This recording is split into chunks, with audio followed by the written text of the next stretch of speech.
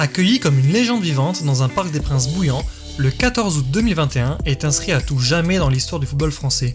Mais pourtant, 2 saisons plus tard, rien ne semble s'être passé comme prévu. L'euphorie de l'arrivée de l'un des meilleurs joueurs de tous les temps a laissé place à un goût amer pour les supporters, entre incompréhension, déception et même désamour. Le moins que l'on puisse dire est que Lionel Messi n'est pas entré dans le cœur des fans du PSG. Et si tout simplement, le génie argentin n'incarnait pas le ras-le-bol des supporters parisiens à l'encontre de la stratégie ultra-médiatique de leurs propres dirigeants. Lionel Messi pouvait-il réellement réussir dans ce PSG ? Revenons ensemble sur un des plus grands transferts du XXIe siècle. Pour comprendre le climat tendu dans le club parisien, il faut faire un petit retour en arrière. Depuis que les dirigeants qataris sont arrivés, ils sont habités par l'idée d'en faire le club des superstars, le plus grand club médiatique. Pour les plus curieux d'entre vous, je vous invite d'ailleurs à regarder une de mes anciennes vidéos expliquant les vraies raisons qui a motivé le Qatar à investir dans le PSG. Cette volonté médiatique s'est immédiatement traduite dans le slogan Dream Bigger, littéralement rêvons plus grand. À peine quelques mois sous pavillon qatari, les premières grandes stars débarquent en France. Zlatan Ibrahimovic, bien évidemment, qui à cette époque fait autant parler de lui pour ses buts incroyables que par ses punchlines avec la presse, mais surtout la légende anglaise David Beckham, pourtant en fin de carrière. Mais c'est en 2017 que le Paris Saint-Germain va franchir un nouveau cap avec les recrutements faramineux de Neymar et Mbappé, 2 joueurs recrutés pour des montants qui n'existaient pas à cette époque, 400 millions d'euros pour les deux. Mais étonnamment, si le PSG a recruté 2 des joueurs les plus talentueux de la planète football, l'équilibre entre le sportif et le médiatique s'est alors rompu. Entre 2016 et 2017, plusieurs cadres du club sont soit sur le départ ou alors sur le déclin. Thiago Motta, qui est à ce moment l'élément indispensable du milieu de terrain parisien, se fait vieillissant, le gardien titulaire Salvatore Sirigu se voit quant à lui poussé vers la sortie, et Serge Aurier, perturbé par des soucis extrasportifs, n'est plus aussi performant à son poste. Et pourtant, au lieu de chercher des joueurs de classe mondiale pour renforcer l'équipe dans ses différents secteurs de jeu, la direction choisit d'investir 400 millions d'euros sur 2 superstars, au détriment du reste, vous l'aurez compris. Certes, des joueurs viendront au club, mais honnêtement, ils étaient assez loin du top niveau mondial qu'il fallait à l'équipe pour décrocher alors le Graal européen. Et cette tendance ne fera malheureusement que s'accentuer depuis cette saison-là. Gianluigi Buffon, méga star du football italien, rejoint le club, mais à 40 ans il n'est plus le même. Même constat pour Sergio Ramos, qui a fait partie des plus grands à son poste, mais débarque dans la capitale à 35 ans, après 2 saisons quasi blanches à cause de blessures.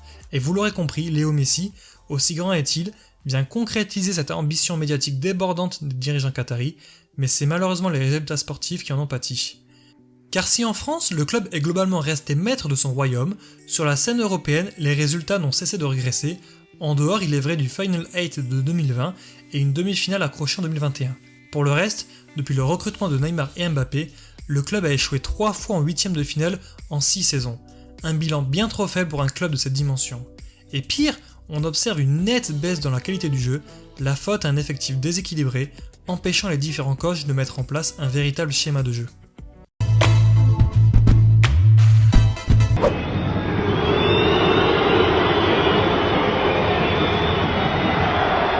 Cette scène a fait le tour du monde. Lionel Messi sifflé par les supporters parisiens. Et alors vraiment, on aura tout entendu sur cette affaire, en France d'abord, où certains comprenaient l'agacement des Parisiens, et d'autres étant contre le fait de siffler l'un des meilleurs joueurs de l'histoire, s'estimant juste chanceux de l'avoir dans l'Hexagone, peu importe ce qu'il produit réellement sur le terrain. Et en Argentine ensuite, où bien évidemment le peuple est venu défendre son idole, enchaînant les punchlines sur le palmarès de Messi versus celui du PSG. Mais dans cette affaire, personne n'a réellement essayé de comprendre sérieusement ces sifflets. Car comme on l'a vu dans la première partie, Lionel Messi est devenu, peut-être un peu malgré lui, le porte-drapeau de cette politique de recrutement ultra flashy des Qataris, et avec ces sifflets envers l'Argentin, les fans ont surtout montré leur mécontentement envers toute leur direction. Et il est vrai, l'attitude de l'Argentin depuis son arrivée au club a également profondément agacé les vrais supporters. Bien qu'il était aperçu avec un grand sourire pour saluer les fans lors de son premier jour, depuis qu'il est sur le terrain, la réalité est tout autre. Combien de fois l'a-t-on vu perdre des ballons faciles par manque d'envie, ne pas se battre sur un duel, ou tout simplement ne pas venir saluer les fans après un match. Tous ces détails mis bout à bout ont convaincu une partie des supporters parisiens de siffler, oui, l'un des meilleurs joueurs de tous les temps. C'est triste, je vous l'accorde. Mais peut-on réellement en vouloir à des supporters de siffler un joueur qui donne l'impression de ne pas avoir envie d'être là, de ne pas se battre pour le maillot qu'il porte ? Effectivement, vous me direz, il affiche de belles statistiques cette saison en Ligue 1, c'est vrai. Mais peut-on réellement se contenter de ça, quand on a Lionel Messi dans ses rangs, un joueur qui a ébloui la planète football pendant près de 15 ans. Sous le maillot parisien, en dehors de ce but magnifique inscrit contre Manchester City en phase de poule, quel autre souvenir marquant restera-t-il ? Et la déception était encore plus grande quand on a vu un Lionel Messi virevoltant à la Coupe du Monde au Qatar, se battant sur chaque ballon avec une rage de vaincre inégalée. Bien évidemment, ce sont deux contextes complètement différents, mais entre 100% et donner l'impression d'être à 0% d'implication, un juste milieu existe. Et après 2 saisons seulement de parade dans nos stades de Ligue 1, où tout le monde s'arrache les places pour la vedette argentine, à l'instar des Harlem Globetrotters, l'avenir de Lionel Messi divise, mais son voyage en Arabie Saoudite semble avoir scellé son sort. Voyage impardonnable pour les dirigeants qataris que d'aller faire la promotion de l'un de leurs plus grands ennemis du Moyen-Orient, car oui, c'est bien de politique dont il s'agit dans cette affaire, des préoccupations bien lointaines du rectangle vert. Et ce n'est pas la première fois que le Qatar et l'Arabie Saoudite s'affrontent indirectement par le biais du football. Souvenez-vous, il y a environ 2-3 ans, l'affaire du piratage de beIN Sport, chaîne qatari, par l'Arabie Saoudite.